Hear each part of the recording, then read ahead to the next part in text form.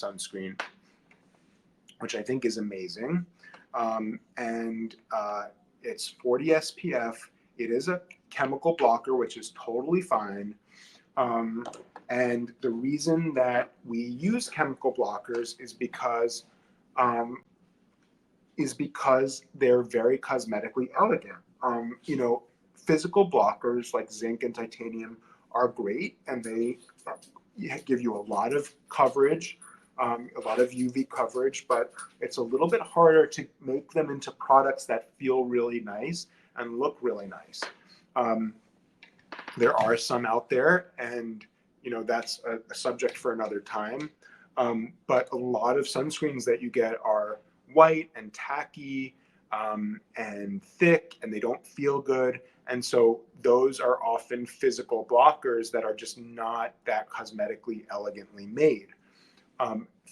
Chemical blockers are safe for the most part, and especially these, and it's easier to make them into a cosmetically elegant formula.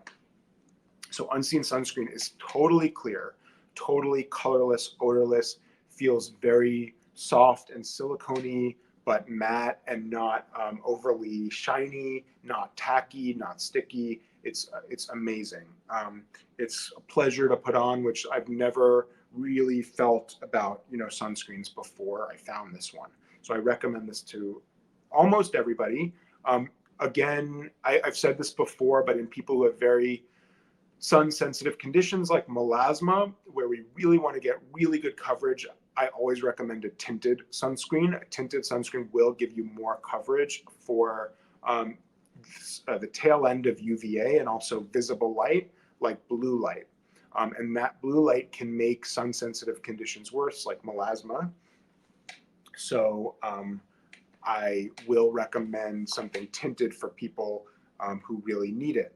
But for most people, Unseen Sunscreen, especially those with sensitive skin like rosacea, is great. It's totally non-irritating. That silicone-y feel is really, really pleasant and doesn't clog the pores and doesn't give you stinging or tingling.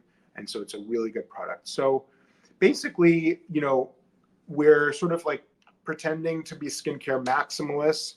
You don't need to use all of these products every morning and every night, but you want to find ones that address your concerns. If you're worried about aging, you want to find things that are known anti-agers like glycolic acid, retinol.